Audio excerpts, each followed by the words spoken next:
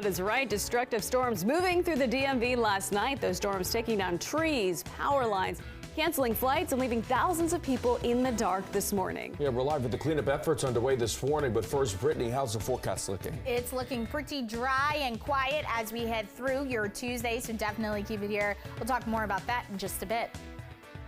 And buy your tickets now. The $1.5 billion jackpot that's up for grabs tonight. The station covering all of the DMV. This is DC News Now. All right, good morning. Your time is 7 o'clock now on a Tuesday morning. You still could potentially see some wet roads out there when you're heading into work this morning, but the storms out of the area, at least for today. Yeah, good morning to you. Thanks for joining us. I'm Corey James. Good morning. I'm Tanaya Wright. Shanika has your drive times in just a minute. But Brittany, it's a much nicer day today than we saw last night. Absolutely. We are going to be quiet but breezy today as high pressure begins to settle in. So any activities you weren't able to do yesterday, you could definitely do them today. Here's a look at radar showing you the entire mid-Atlantic. That cold front finally out of the DMV. We are waking up to dry conditions across much of the forecast area. Not even seeing any more alerts. National Weather Service has canceled all of the flood alerts that were in effect earlier this morning. So overall, very peaceful as you are stepping out the dorm. It's also pretty warm. 73 currently in DC, 70 as you head over there to Manassas and Leesburg. 68 is the current temperature there in Manassas. But you factor in those dew point temperatures, well, it's feeling pretty tropical as you head along that I-95 corridor. A little bit comfortable though, just west of I-81. Shanika, how's the roads looking? All right, so you're looking okay. We're at the 7 o'clock hour, and what a morning it's been already. So you're seeing trees down, wires down, some high standing waters, road closures because of crashes and everything. But here is okay. We did have problems right along BW Parkway heading south near 202. That did reopen now, so you are looking good to go. We're looking at Laurel Bowie Road. That's 197 right between Powder Mill and BW. You did see crash activity, and you're still seeing some slowdowns in this area.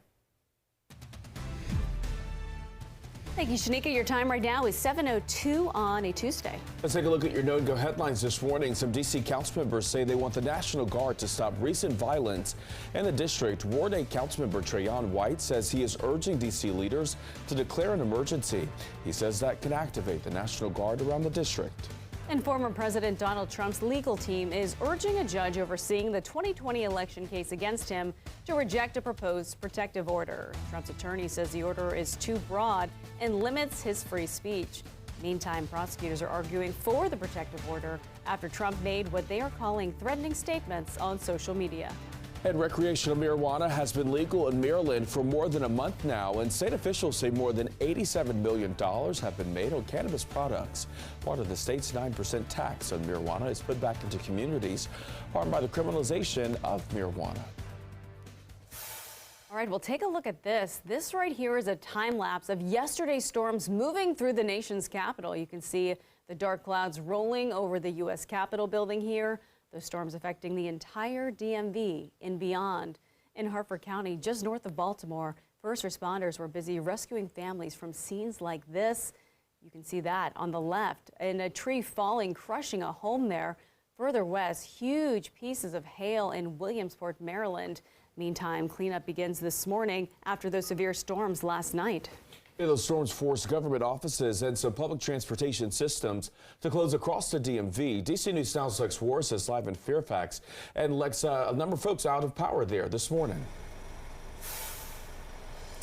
Yeah, that's right. In Fairfax County, just over 2,000 people without power. It is starting to improve throughout the area here in Northern Virginia as a total, a couple more thousand, I think probably around 13,000 right now. Now, significant improvement from last night. Just after those storms rolled through, there was almost 50,000 people without power. So Dominion Energy has been working really hard. Now that the sun's coming up here, we're able to see a little bit more of the damage here in this neighborhood off of Zion Road. This is right at Lindsay Street on Lindsay Park. You can see right here a very large power line that fell, and it's pretty much all the way down this Zion Drive here, stretching down the street. And then you can see multiple trees down. They actually had to block the street off off. Neighbors telling me that the storm came in quick. The trees fell down. These power lines were sparking, but it wasn't stopping people from driving through the neighborhood, and police having to come block the road and then eventually putting these caution tape and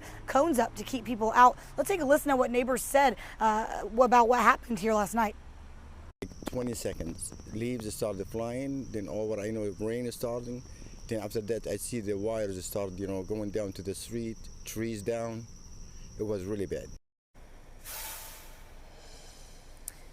Yeah, and just want to remind people of some safety concerns and things they should keep in mind as they do head out the door this morning. One of those being brought up here today by that neighbor, seeing his neighbors just trying to drive over the power line here that is down, and also towards those trees that were down. If you are seeing some damage, it is best to assume that power lines are still live and make sure you're turning around. Don't drive over them or go up and try to touch them or walk near them if you can help it. Another key thing that people need to remember if they do come to any stoplights that are out, if stoplight is out, you treat that as a four-way stop. Want to make sure that everyone's staying safe on their morning commute today. Live in Fairfax County, I'm Lex Juarez, DC News Now.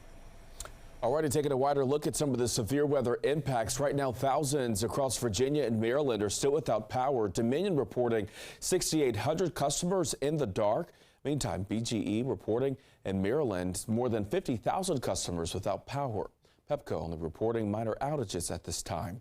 And don't forget, you can stay up to date 24/7 with DC Weather Now app. You can get alerts for your weather conditions as they develop. Just scan the QR code on your screen to download it. You can also stay up to date on our website, dcnewsnow.com. And the former president posted on Truth Social this weekend in what was deemed by some to be potential witness intimidation. Special counsel Jack Smith asked a judge to issue a protective order after the postings. Now, that would curtail what the former president could say. Trevor Shirley is live this morning with the very latest. Trevor, good morning to you. Hey there, good morning to you as well. And this comes after social media postings this weekend by the former president, which some say could potentially amount to witness intimidation. Now, the former president posted on Truth Social this weekend in what was deemed by some to be potential witness intimidation. Special counsel Jack Smith asked a judge to issue a protective order following the postings. That would curtail what the former president could and could not say publicly about the case. There's already a protective order in place in the Mar-a-Lago case about classified documents, but all of this relates to Trump's indictment on charges he tried to overthrow the 2020 election results. Trump's legal team Monday night proposed an arrangement where Trump would only be restricted from talking about, quote, genuinely sensitive matters. His lawyers say in a case about free speech, the judge is trying to limit Trump's free speech rights. Nothing in what Jack Smith is asking for prevents Trump from going on social media and criticizing Jack Smith, criticizing the judge, criticizing the prosecution, calling it a witch hunt, whatever he wants to do. It's only that he can't reveal confidential information that's given to him through the discovery process by the prosecution. And on Monday night, the judge said that she would set a hearing to discuss this, but that Trump would not have to attend that hearing in person. That's the latest from Capitol Hill. We'll send it back to you guys. All right, Trevor, thank you. And after yesterday's storm, some of you may need to reach out to insurance companies for property claims. Our Ben Dennis is stretching your dollar this morning with everything you need to know. The unexpected burden to pay for repairs is stressful, but that's why we're stretching your dollar, giving several options to ensure that you're insured what you're owed by those companies. You can start filing an insurance claim by taking several steps. NerdWallet says, first, review your insurance policy. Check your deductible. If it's, for example, $1,000, but there's damage worth $10,000, your insurer should pay you the difference, $9,000. And then call your insurer to report the damage. Document heavily with photos and videos. Take a video if there's an ongoing leak, for example. This can ensure proof of damage as you work to clean up your home, business, or before your cars get towed. If you want someone to verify the full extent of the damage, consider hiring a public adjuster. They're state-credentialed professionals who interpret your policies, document the damage, and conduct interviews. Business Insider says those public adjusters may charge between 5% and 20% of your final settlement, depending on the scope of work.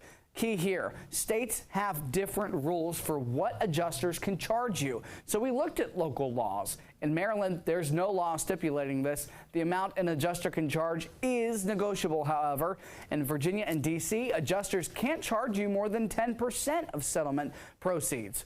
And to verify that you're getting a reputable adjuster, get your adjuster's license number and search them online. In Maryland and D.C., visit statebasedsystems.com. This is through the National Association of Insurance Commissioners. Virginians, visit the State Corporation Commission website. Ben Dennis, D.C. News Now. Thank you, Ben. Well, mold is also a concern that a lot of people might have after the rain. It can cause a lot of damage and also health problems. One expert says dehumidifiers can help any damp environment, but they also say the size you get does make a difference in keeping your space dry. If you have 1,000 square feet, try to go a little bit over than 1,000 square feet. That way it's going to handle the basement size. Experts say mold will smell musty and can grow on walls, furniture, and carpets. If you think you do have mold, do not try and remove it yourself. All right, your time right now is coming up on 7:11 this morning. D.C. police are now identifying 3 people who were shot and killed on Saturday in Southeast. Yeah, police say Tamia Cook, Bernard Hodges, and Reginald Gilbert died in the shooting. The shooting happened around 8:30 Saturday night at 16th Street and Good Hope Road. Police say Cook died at the scene. They say Hodges and Gilbert died at the hospital. 2 more people were also injured. Officials are offering a $25,000 reward for information leading to an arrest and conviction. And this comes as D.C. leaders say they are trying to get a handle on violent crime in D.C. Council members are hoping to lead a charge on calling the National Guard. Now, Ward 8 Councilmember Trayon White released a statement saying in part, quote, "The crime is out of control and getting worse by the day. We must declare an emergency regarding the crime and violence in our neighborhoods and act urgently. It may be time to call on the National Guard to protect the children and innocent people that are losing their lives to this senselessness," end quote. Councilmember White is joining city leaders to address the recent shootings at a press conference later today. And following this recent string of shootings, community activists say that they will be hosting a summit for young people to address the violence. Giving them positive platforms to do the right things. A lot of young people are engaged in negative behaviors. I hate to say it, it's like they playing Grand Theft Auto in real life. The summit will be held on Sunday, August 13th. It will start at 1 p.m. at the Arc on Mississippi Avenue in Southeast. Activists say there will be free food and giveaways for teens. How can we capitalize on that? Bring the community together with the young people. Organizers say they are also looking for volunteers to help chaperone. Officials say so far, more than 200 people have signed up for the event.